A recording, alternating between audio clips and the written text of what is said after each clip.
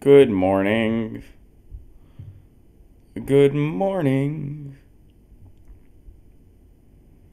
Or good afternoon. Or good evening.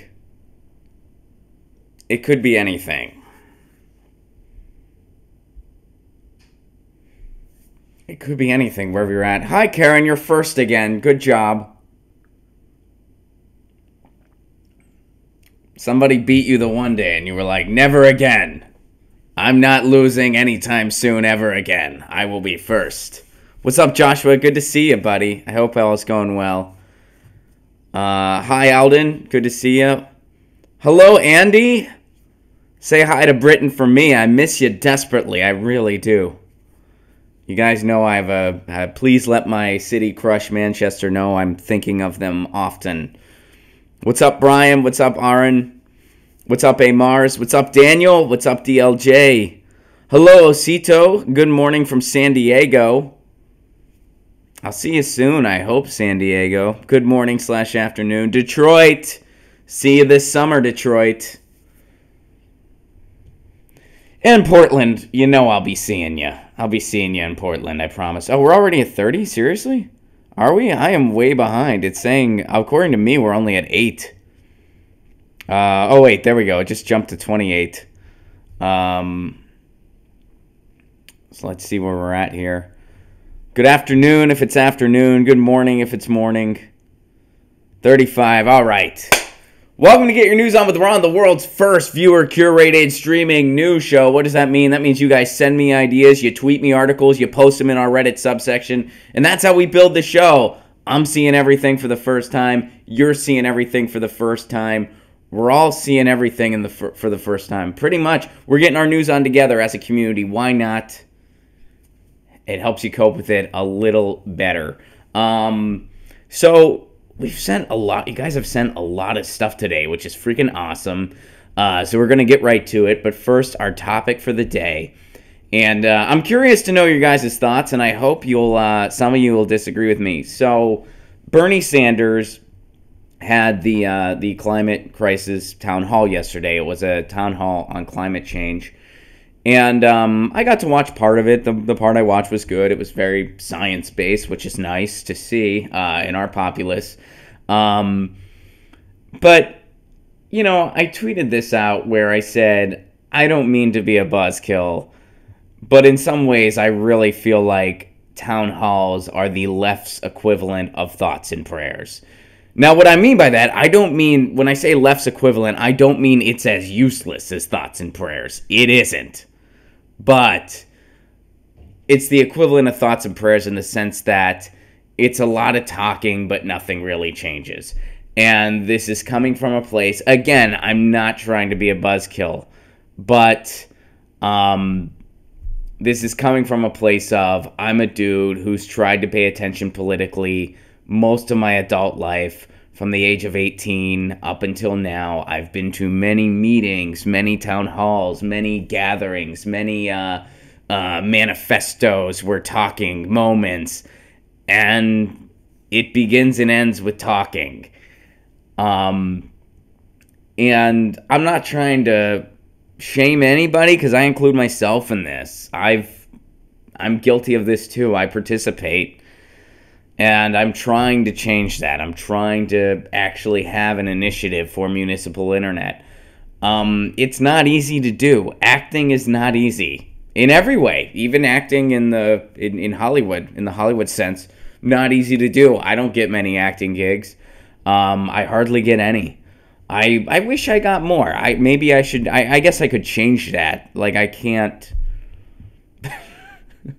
But acting in many ways is not easy.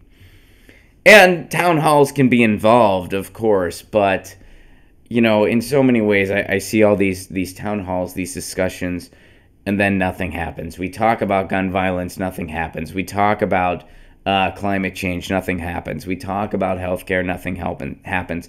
I have been to so many speeches in the academic sense, in the academic realm, in the city realm, talking about single-payer healthcare. We still don't have it. And I think part of my thoughts, the reason I feel the way I do, is because I also have a background in academia. I went to grad school, and if ever there was an institution where there is talk and talk and talk and talk and no action whatsoever, in fact, action is frowned upon, it's academia. I know there's some exceptions to those rules. There's some academics out there that are doing amazing stuff, but they are the exception. They are not the majority. And I speak from experience there. I was sitting in a classroom while Occupy was going on. And real quick, I realized I was on the wrong side. Not that my classroom was against Occupy, but you know what I mean. Wrong side in the sense that, we're sitting here in our ivory tower talking about it and critiquing the people that are actually doing something. I wasn't, but some of my colleagues were. So I don't know. Does anyone disagree with me? Again, I'm not trying to be a buzzkill. I'm not trying to put down town halls altogether.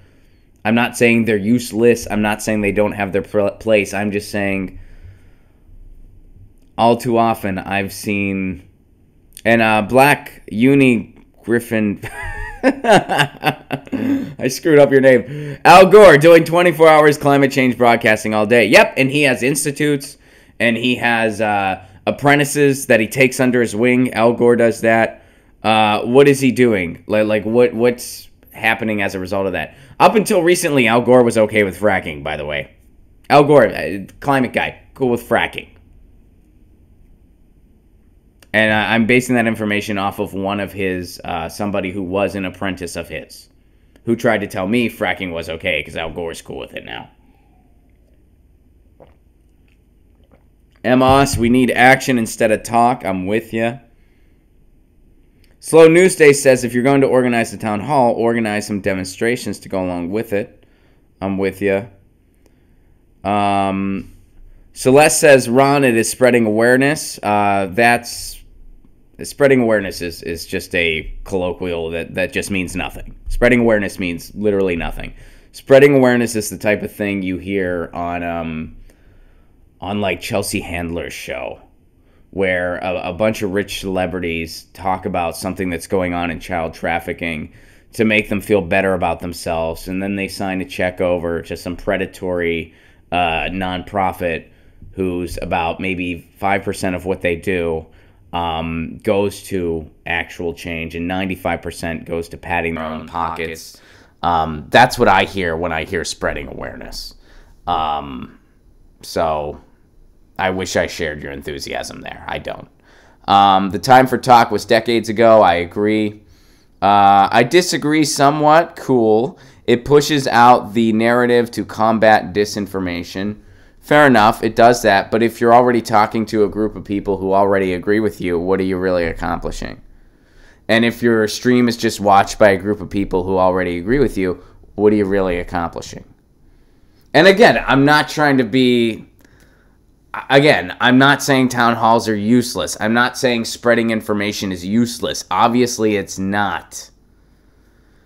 But to just kind of be like, well... There's more awareness now. Is there, A? And B, so what if there is? The comedian Doug Stanhope has a great bit on how he feels about spreading awareness.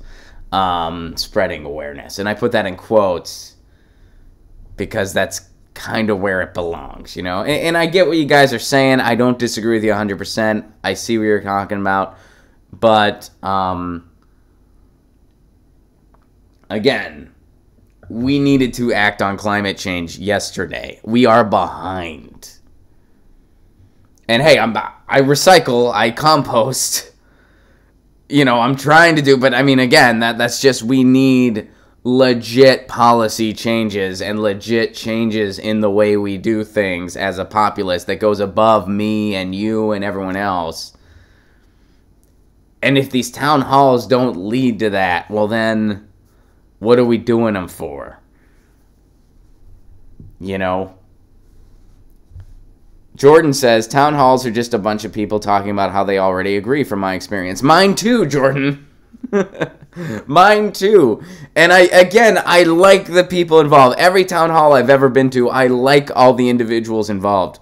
And I'm pointing my finger at myself too. I'm saying, yeah, I've attended a bunch of these things. And then I feel good for 40 minutes, but then nothing happens.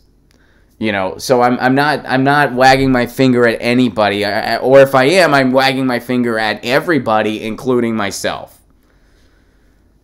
You know, I'm just saying it's time for action plans. And, you know, whenever I see a town hall, I can't help but feel that way. And I don't want to be the Debbie Downer. I really don't. I'm a comedian. I don't want to be the Debbie Downer. I want to be the opposite of that. But, you know, again, there's a lot of emptiness. And I think a lot of people are just... Mike Guest kind of summed it up the way I was looking for, and it wasn't. It's a stroke fest. Emma says a town hall is a circle jerk. Guys, I'm glad we've reached these analogies. This is really what we're getting to the whole time, that it's a circle jerk. And finally, you guys just came out and said it. That's what I was looking for. That's what we were getting at.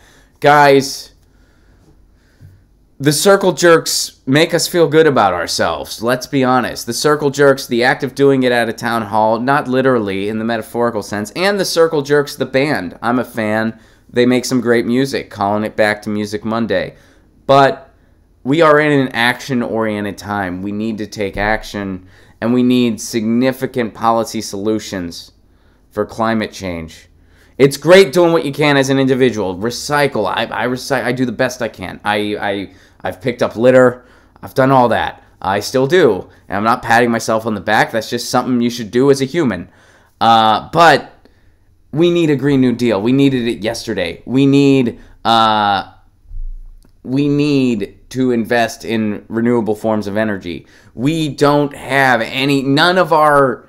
none of the way we do things is sustainable. We need to do all of that. And we're not. We're not doing any, and it's not up to us. I mean, the only thing we can do in that regard is protest in the streets. And I'm saying that protesting in the streets is more fruitful than having town hall after town hall after town hall with a bunch of people who already agree with you anyway. To my point,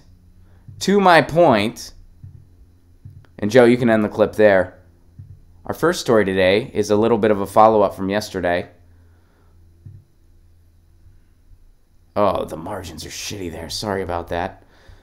Remember when we talked about France? Well, guess what? France suspends fuel tax hikes amid yellow vest protests. The PM announces a 6-month halt to fuel tax hikes after protests against measures sparked Paris' worst rioting in decades. French Prime Minister Edouard Philippe has announced a 6-month moratorium on planned tax hikes on fuel in response to weeks of nationwide protests against high pump prices and living costs. Philippe said on Tuesday that he hoped the measure would bring calm and serenity back to France and enable real dialogue. So their protesting worked.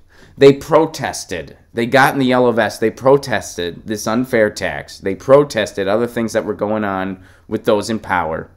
The cops stood with them. There was some violence too. It wasn't all roses. We talked about that yesterday. But there were moments of solidarity that were really powerful and really powerful to watch. When I watched that video, my eyes got a little watery. I'm not going to lie. It's the video we showed here yesterday where the cops took off their helmets and they stood with the protesters. When a government sees that, man, they know there's people power. And that's when people get what they want. That's when you instill change. In the French government, they have to listen to their people. Why? Because France is one of those countries people frickin' strike. They strike. They strike. They demonstrate. They close down the roads. They strike. That's what they do there. When have you ever seen the headline, "This town hall led to significant policy change"? Send it to me if you have.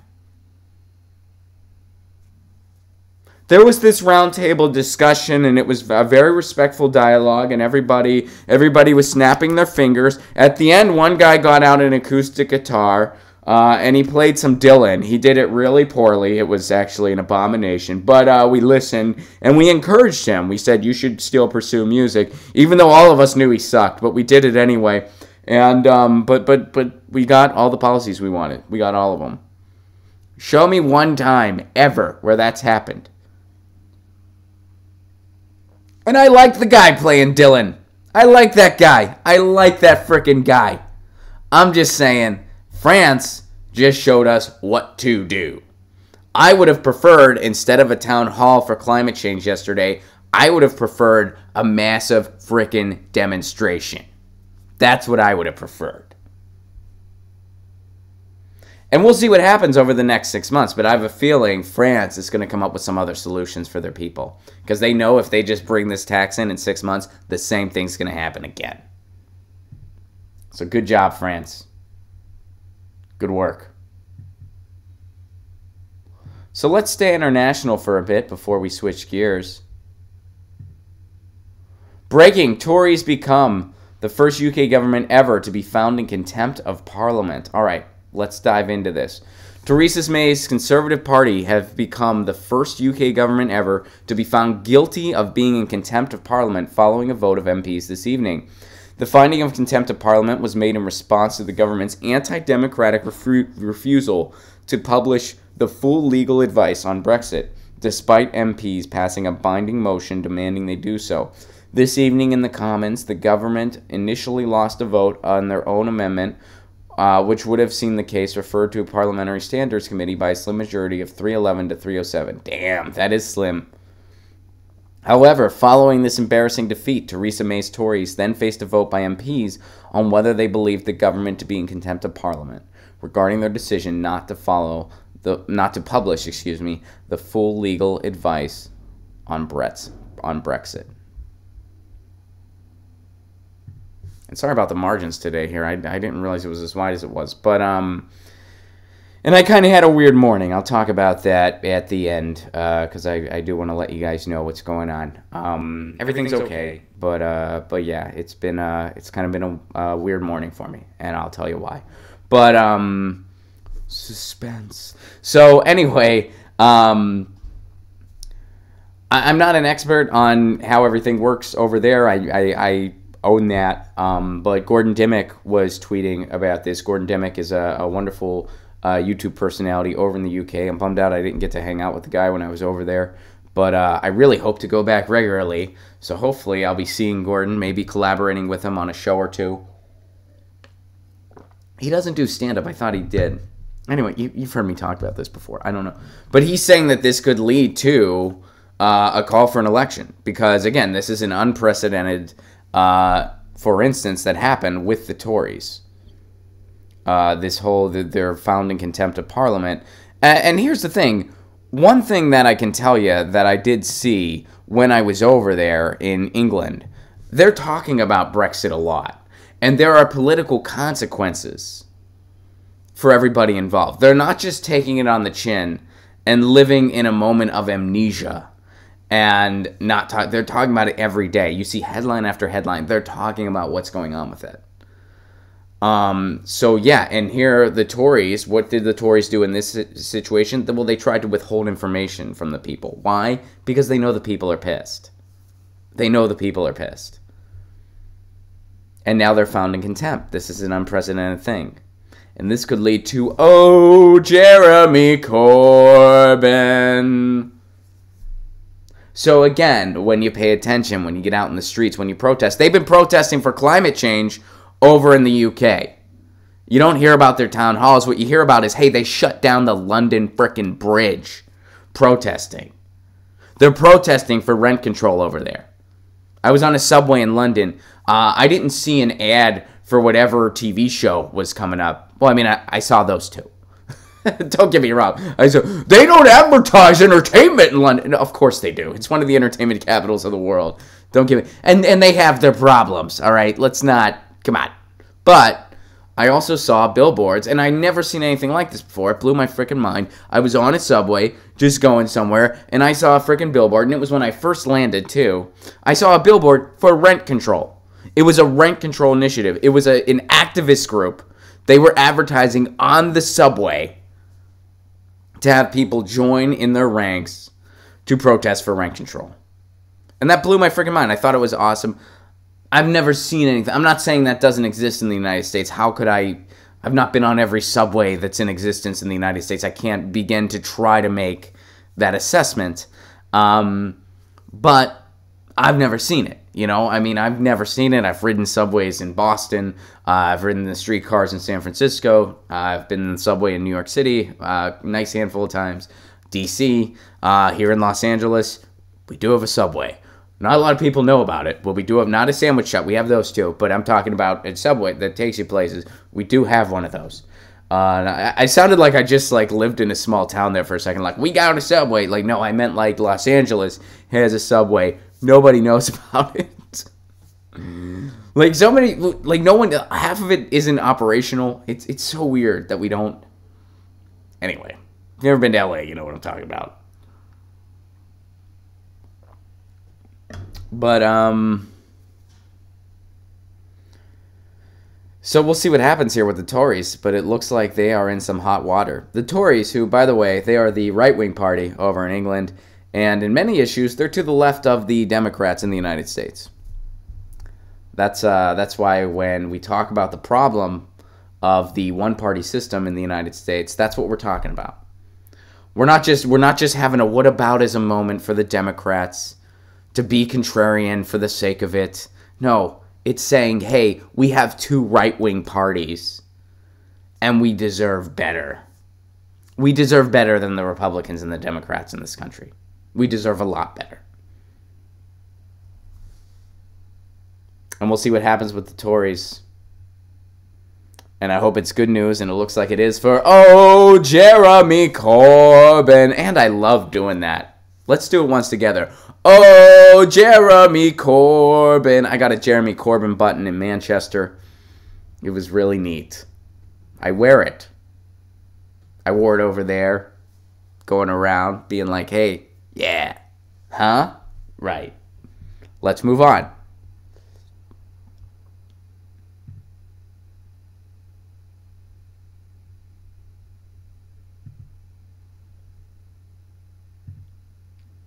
The next thing I wanted to go to, the website just got wonky on me.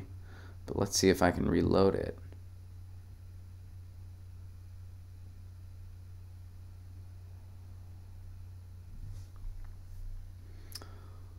Balthazar sent this in.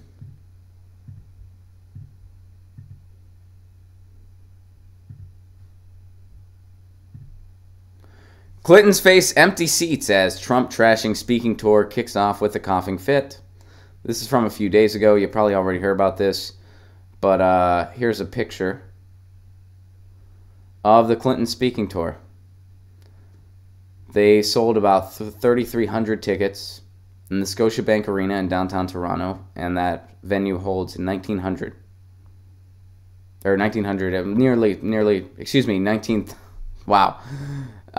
20,000. I said 1,900. Nearly 20,000. They sold 3,300 tickets in a venue that holds nearly 20,000. And their speaking tour continues. And look, here's something for you. I did a roll call yesterday of the 2016 nominees.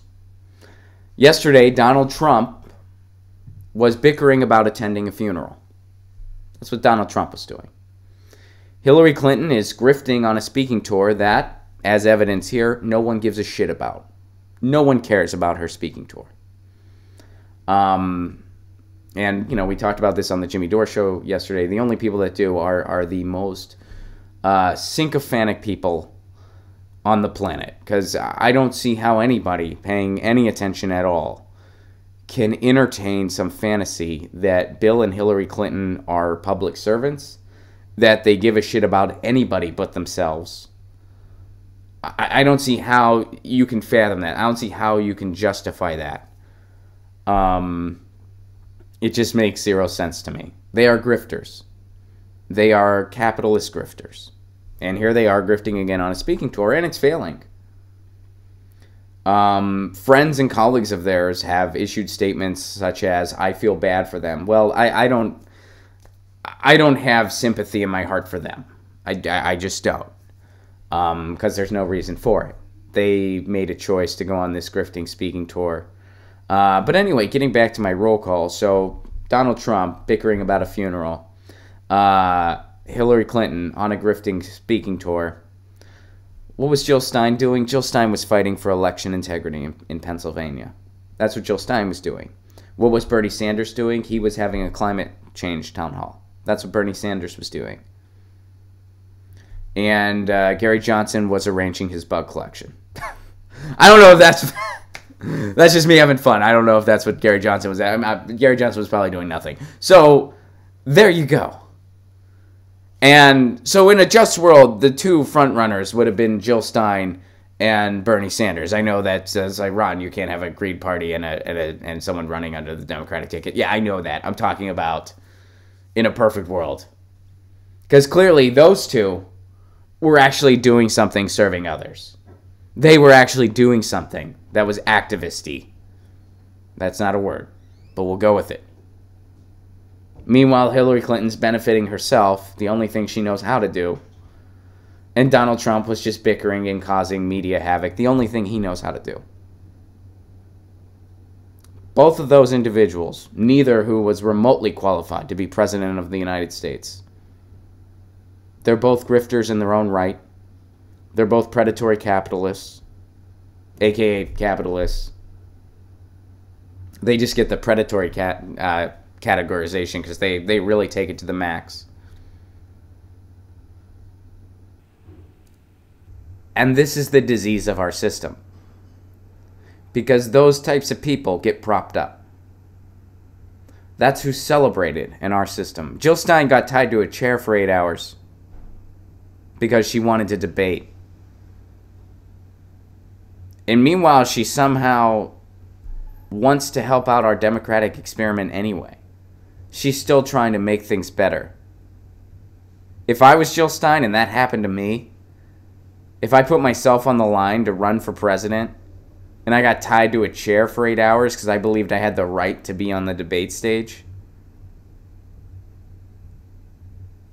I would have left. I would have left the country. That's what I would have done. I would have moved. So, you know, whether you agree with the lady or not, whatever, that's fine. I'm sure I don't agree with her on every single thing either. You know, I'm not going to sit here and go through one issue at a time, but, I mean, you gotta respect that courage and respect the determination to make this country better, despite the demonization she has faced unfairly for years.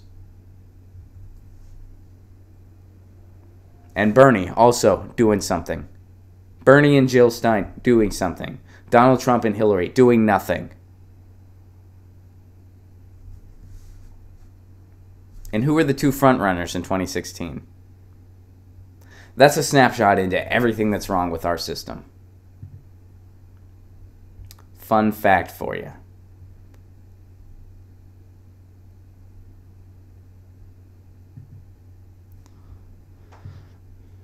Going over to the... Oh, man, the margins are shit today. I don't know how this happened. I swear I had it set better. But something must have... Oh, well. We'll just have to roll with it. I don't know how that happened. I could have sworn it was... All right. U.S. must lead an Ebola fight, experts say. Public health experts are urging the United States to mobilize resources against an Ebola outbreak in the Democratic Republic of Congo, where 240 people have already died. The response is complicated and made more urgent by the fact that the DRC is undergoing violent political instability, armed conflict, and widespread displacement, say the three experts, writing in the Journal of American Medical Association. The Ebola epidemic in the DRC has reached a dangerous moment, requiring new political and security strategies, say Lawrence Gustin and Matthew Kavanaugh, both from Georgetown University in D.C., and Elizabeth Cameron from the Nuclear Threat Initiative, a nonprofit located in also Washington, D.C. Many lives are at risk if the epidemic is not rapidly contained.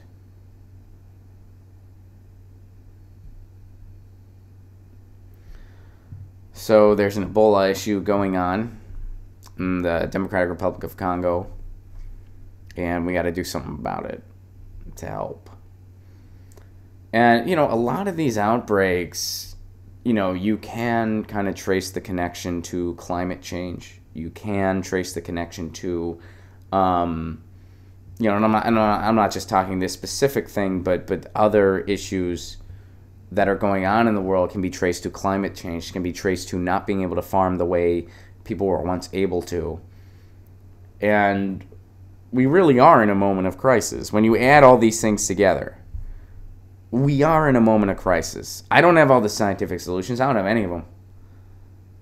But pretty much 97% of scientists unanimously decided we need to act now. The good news is we can still do something. The bad news is we're behind schedule. And when you see stuff like this, well, that just supports all that.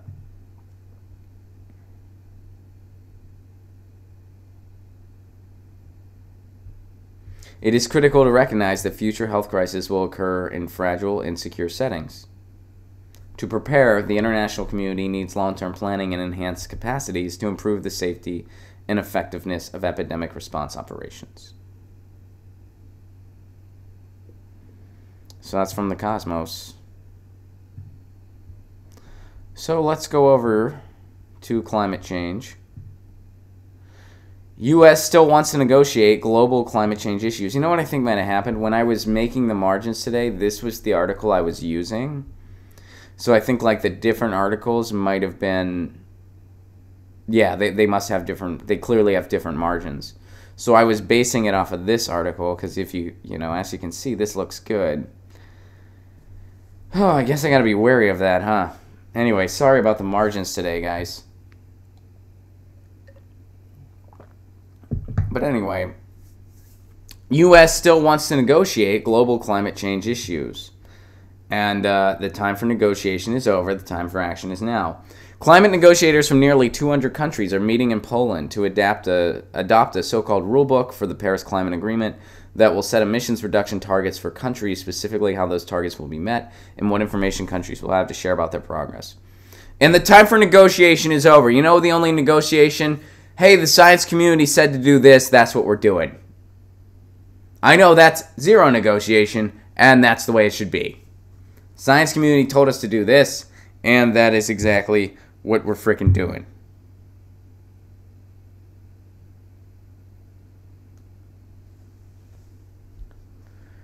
It's considered the most important climate change meeting since the landmark agreement was reached 3 years ago. U.S. negotiators are at the current meeting, despite President Donald Trump's promise to pull the country out of the climate deal. So what exactly are the U.S. negotiators pushing for at this meeting, and how far will they go? Well, let's find out.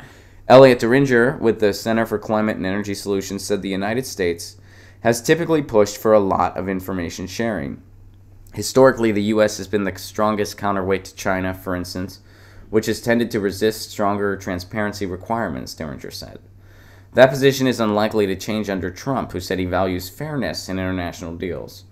But negotiating power may have changed since he's promised to exit the deal. There's no question that U.S. has less leverage at the table. It has less of a leg to stand on in advocating for its policy approach and agenda. But Deringer added that other countries in the European Union may step in to try to fill the leadership void, although they may not go as far as the U.S. would like in pushing for transparency.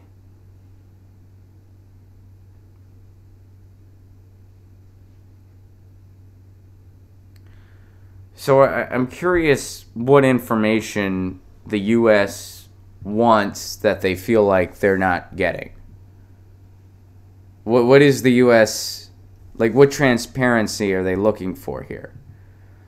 This is coming from the nation who ignores most of the climate science, or at least in the leadership angle of it. Donald Trump isn't even convinced that climate change is real. What transparency are they looking for? It almost sounds like they're just saying nothing up there. What transparency is the U.S. looking for that they're not getting? It almost looks like they're just kind of leveraging for economic opportunities. And how gross is that?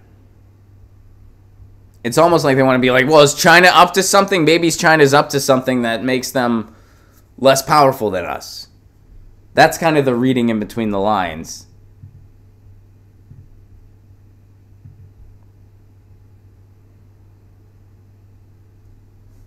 I mean, you can always count on the U.S. to make some kind of capitalistic argument for capitalistic gain in any situation, even the end of our time on the planet. Good job, U.S. Well done.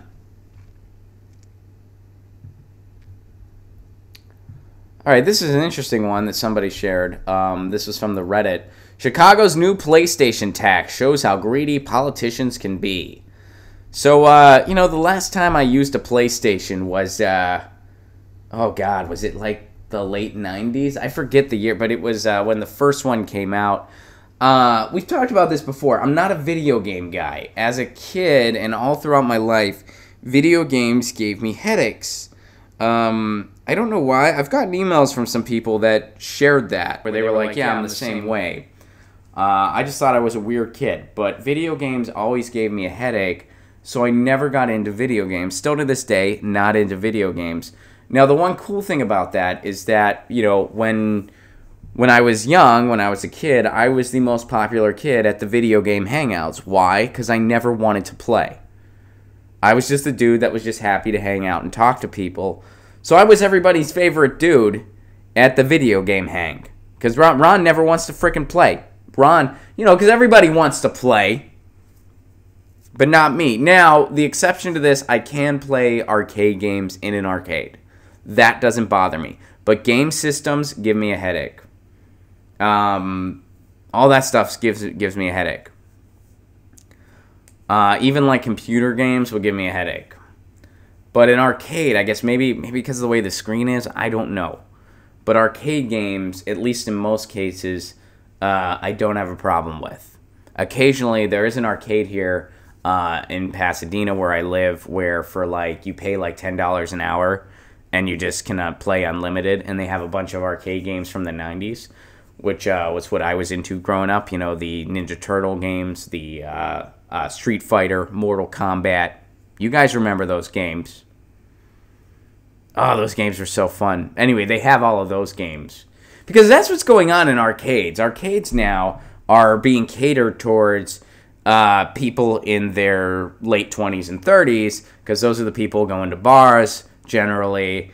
So they have the arcade games that those people remember from growing up. Ninja Turtles, Street Fighter, Mortal Kombat, maybe DDR. What other ones?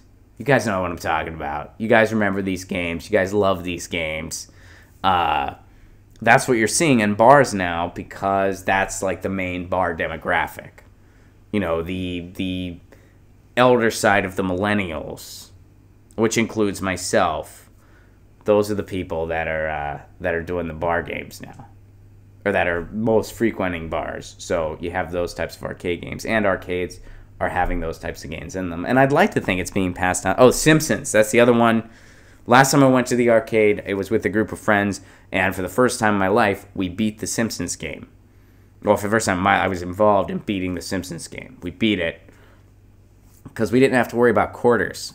And that game, it's one of those games where you just punch the bad guys until you win.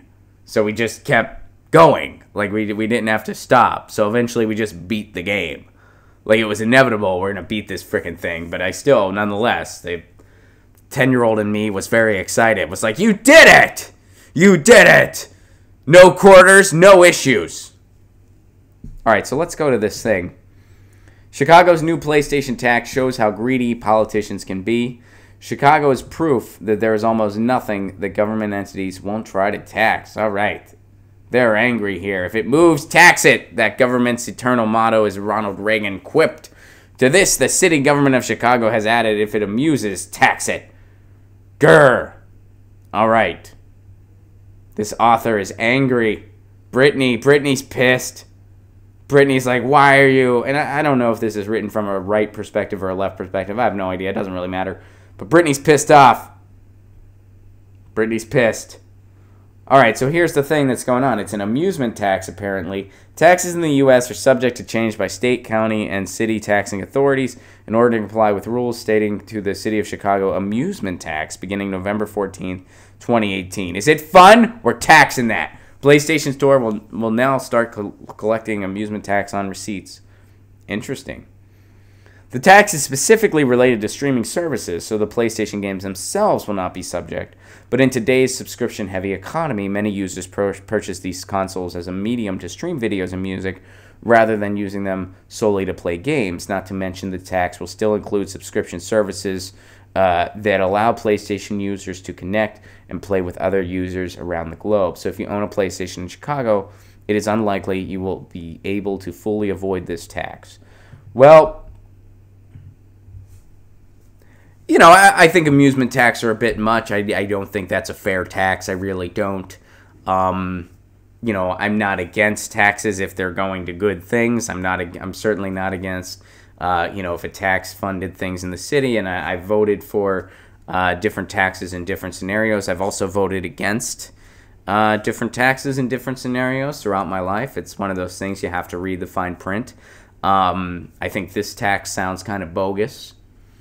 There might be more to it, but you know, this is my first introductory to it. But I don't own a PlayStation, nor do I live in Chicago, so I don't know how much this will affect me.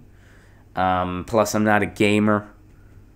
But again, I mean, hey, if the hourly price of my arcade, I recommend go to your hourly arcade instead. You know, as an alternative, go there, check it out. You'll meet people. You can say, hey, have you ever beaten The Simpsons before? I never have.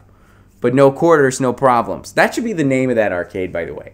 They should just call it No Quarters, No Problems. I'm going to open up an arcade next to them. I'm going to call mine No Quarters, No Problems. And everyone's going to be like, that's a way cooler name. Also, it's a reference to Mo Money, Mo Problems, which is a song that was a big hit back then, too. So this is really like millennial 90s nostalgic, you know, millennials / trail end of Gen Xers nostalgia. I'll have some like Daria themed shit in there. I'll have some Beavis and Butthead stuff. And they'll be like, this guy is really catering to the market. We're going to his arcade. And then I'll stream this show from there. It'll be like you'll hear people. I'll be like, hey, they just won a game thing. And they'll be like, why does this guy own an arcade when he knows nothing about video games? Nothing at all. Apparently they gave him a headache when he was a kid. What the hell's his problem? But you know, it'll be quite the economic opportunity, I feel like. Guys, we're going to go to the chat now. I am going to end a few minutes early today, and I am also going to tell you what's going on. So, I got word this morning that my grandmother passed away. Some of you guys may have heard about my grandmother because I did a joke about her in my act. My grandmother was 101 years old. She was just a couple months shy of 102. She was an amazing woman, an amazingly strong woman. She was very, very intelligent. I remember when I was young, she was kind of like a walking dictionary because she could spell anything. I never brought a word to her. Granted, I was very young, but I never brought a word to her that she wasn't able to spell. And apparently when she was in school, that was like her nickname. Like they called her the dictionary or something like that because she was the center of the basketball team. So I guess she was tall. Or at least in high school she was. She, you know, was just, in her later years, she was a small Italian woman. But I guess in high school she, you know, was athletic, and she was a basketball player, and they called her the dictionary or something like that because she could spell anything. She was incredibly intelligent, and sadly, I guess as a reflection of the times, she never got to go to college. You know, her dad decided that only the guys could go to college, the women couldn't, and none of her brothers wanted to go to college. So it's really sad. She could have gone on to, I mean, she could have been a professor if she wanted to be. She was an incredibly intelligent woman, very politically savvy. She got her children into politics, and which later led to their grandchildren getting into politics. So a lot of the person that I am, I have her to thank for that. And, there's a fun picture, I'll probably post it later, of her first selfie that I took. We had a big 100th birthday for her, and we took a selfie together. And I said, Grandma, it's your first selfie. And she laughed. She got a big kick out of that. I don't think she quite knew what a selfie was, but she knew it was some kind of a picture, and she knew we were doing something fun, and so she got a big kick out of that. And she was with it pretty much until the end. She would forget some things, but for the most part, she was with it until the end. And I got to see her over Thanksgiving. And, I could tell she knew who I was for most of it. She would kind of drift in and out of as to how cognizant she was. She's 101. She was 101. But, I got to say goodbye to her for what I knew was likely going to be the last time. She slowed down considerably over the past few years. And you just know it's going to be time soon. That was what I thought at Thanksgiving. So I said goodbye to her. And I knew that was probably going to be the last time I'd see her.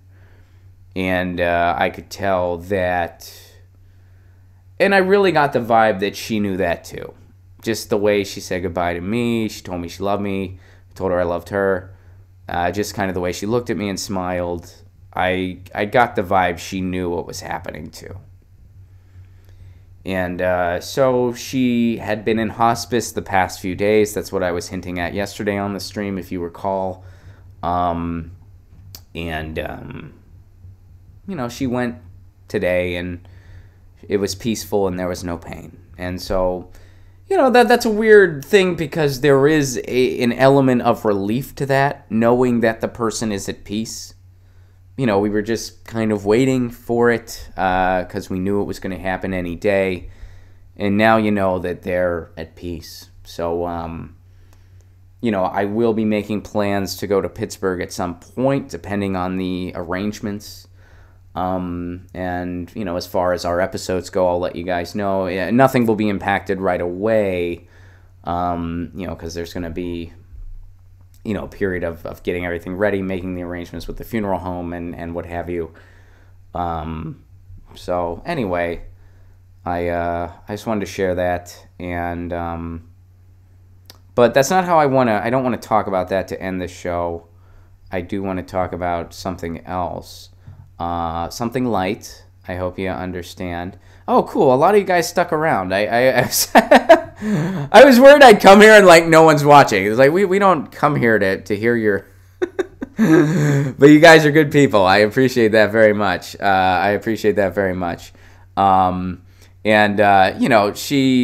She was an amazing person. I was so lucky to have her for 30 plus years of my life. And rest in power, Grandma. And thank you guys for your kind words. I appreciate that very much. You guys are amazing. And that's part of the reason that's why I didn't want to cancel the show today. Because part of me, I just got the news minutes before. But I'd already been tweeting out articles that you guys sent. And I was like, why would I not do the show today? The show will just make me feel better. So thank you guys for being so awesome and for making me feel better. So I said I wanted to end on something lighter to talk to you guys about, and I do. Today is National Cookie Day. One of those dumb Twitter trends that are so stupid, but whatever. Sometimes they can be fun. So I want to, and thank you again so much. Thank you guys so much for your sympathy. Thank you guys for Tom's Lover, dude. I had a class with was from Finland. Said they had 8 political parties, 4 major, 4 minor. Can you imagine having that kind of freedom? Man, I just want us to have more than one party, Tom's Lover. I feel ya. I really want us to have more than one someday. Tom's Lover, also, my sympathies to you and your loved ones, Ron. Thank you so much, Tom's Lover. Schultze says, rest in peace, Grandma Placone. Sounds like she had a good life and a loving family. Best. She certainly did. And thank you guys so much. You guys are the best. But, guys, what's your favorite cookie? So I'll answer first.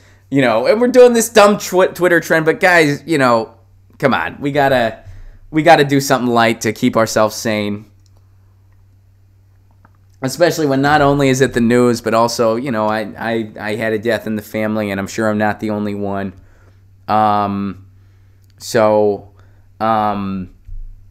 Weed cookie, says Dan. Beautiful. I'll answer mine. So my favorite cookies. This is kind of fun. I don't know if my friend Diana is on the stream yet or not today. She tunes in sometimes when she can.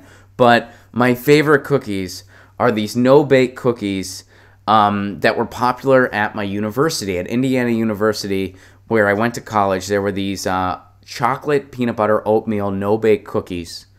And they were the most delicious cookies I've ever had in my life. And I was never able to find them anywhere else. So my friend Diana, who I met here in California at a live Jimmy Dore show, she grew up in Bloomington, and she loved those cookies too. We didn't know each other back then. We were in Bloomington at different times in both of our lives, but she loved those same cookies, so she learned how to make them. And she actually made some of them for me for my birthday. She does make them occasionally, so she made them for me for my birthday, and I was able to have some of them. So they're my favorite cookie. And some of you guys that are also familiar with Bloomington are asking me where you get those at the Student Union. They sold them. You go to the Student Union, and at the main area in the Student Union, they sold them. I don't know if they still do. This was a little while ago, but they used to sell them. So let me see what some of your guys' favorite cookies are. Then we're going to dismount. Samoa cookies from the Girl Scouts. Those are delicious. Russian ghost nuts or Mexican wedding cookies. Ooh, I haven't had those. Toll House chocolate chips, of course. Classic. Corey, my wife makes the best chocolate chip cookies. Sounds delicious.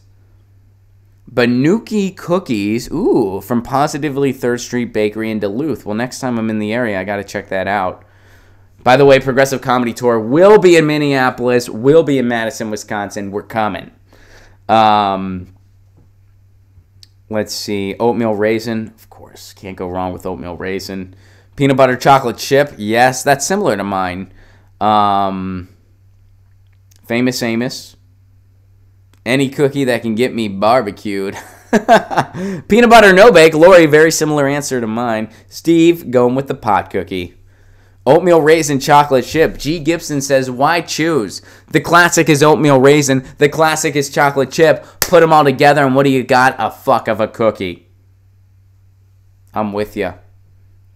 We are the yes we can of cookies here. Guys, Snickerdoodle, Kyle says, got to give a shout out to this Snickerdoodle. Milanos, love it. Guys, thank you so much for being here. Thank you so much for all of your sympathy and all your support. You guys, this is the coolest. I love doing this show. You guys keep me sane. I hope I do the same for you. It's a crazy world out there. Getting our news together helps us navigate it a little bit. At least that's what I believe. And thank you guys so much for being part of this. Thank you so much for the kind words regarding my grandmother. I appreciate that so much. She's at peace. Some tour dates coming up. Florida, get your tickets. Progressive Comedy Tour is coming to Florida in January. Get your tickets. Orlando, Jacksonville, Miami, Gainesville, we're coming. Get your tickets. New Orleans, get your tickets. Texas, get your tickets. RonPlacone.com for all those tickets. If you're able to support this show on the sustainability end, please become a patron. Patreon.com/RonPlacone for a give what you can level. You help me build this show and keep it on air. Plus, you get all kinds of exclusive content, blogs, stand-up sets, my album in its entirety, uninterrupted. You get all that for a give what you can level. Please. Oh, and free admission to my shows, by the way. You get to be on the guest list when I'm coming to your town. I love you all very much. Thank you so much for being part of this. Thank you so much for your well wishes. It means an awful lot. I'll be back tomorrow. I'm going to be back tomorrow. I'll keep you guys posted of the arrangements because I will be having to fly, so we will miss an episode or two for that. But tomorrow, I'll be back. Thank you guys for being part of this. It means a lot. I'll see you tomorrow, 1 p.m. Eastern Time, 10 a.m. Pacific. Until then, stay safe.